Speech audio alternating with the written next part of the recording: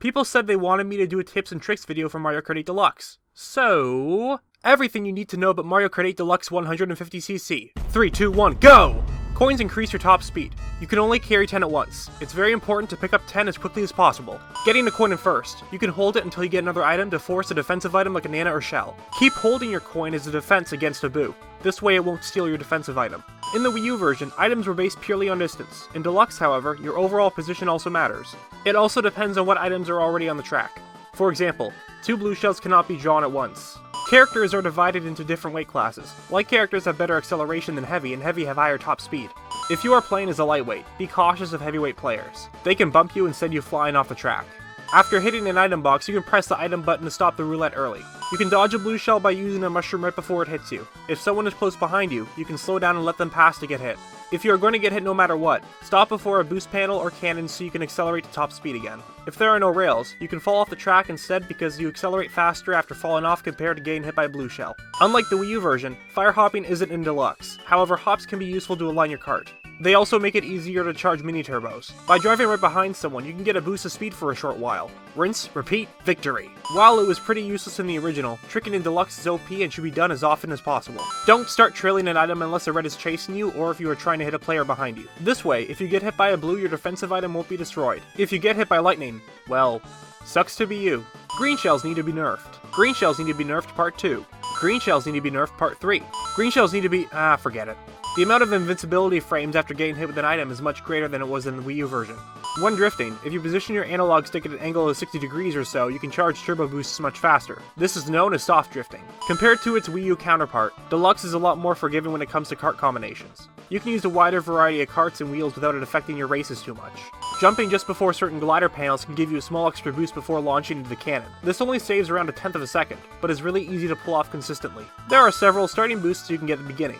Holding the acceleration button down for too long will make you burn out. And to get the best boost, you must start holding it right after the 2 drops down. Make use of your rear view camera often. This way you can see who is behind you and can dodge any incoming items like greens and bananas. While blue shells target first place, you can still get hit as it travels through the course. Try to stay on the right or left of the road to avoid them. Same thing applies to bullet bills.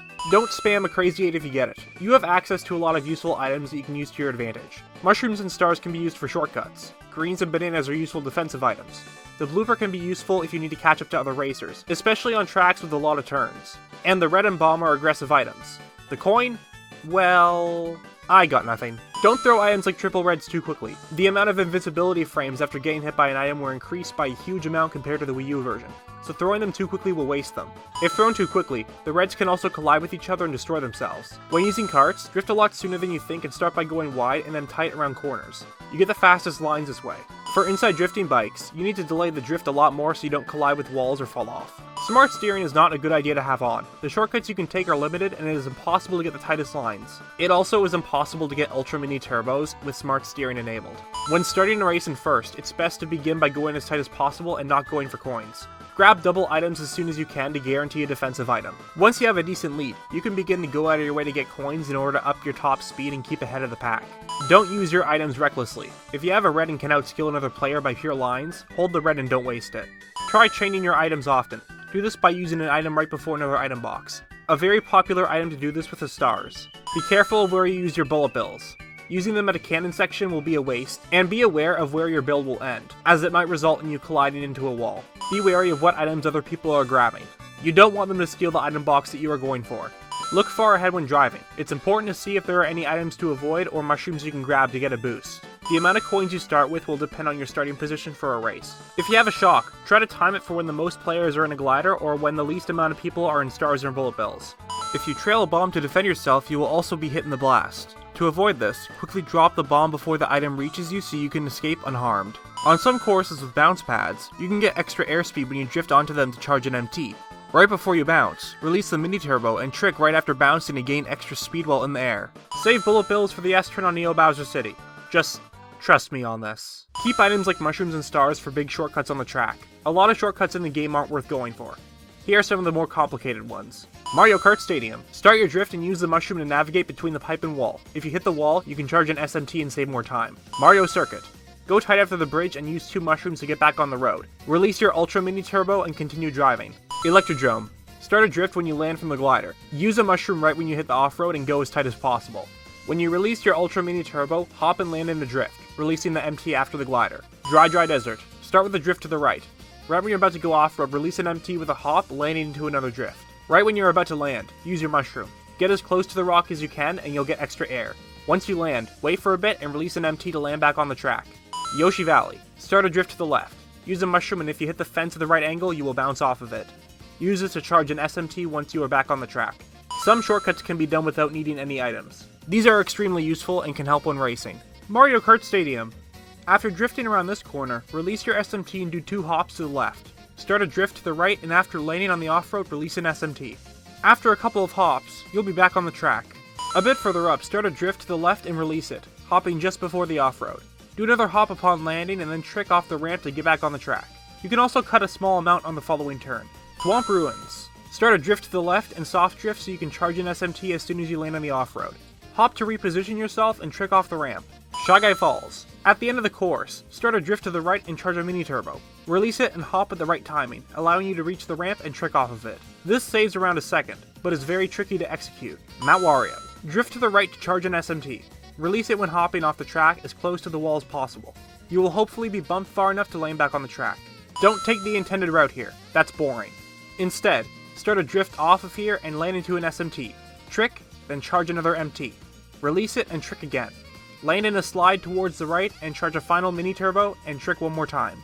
Go down the middle path whether you have a mushroom or not. It's faster to get the glider. Good luck with the trees though. Yoshii Circuit. After this turn, wait for a bit and release your SMT.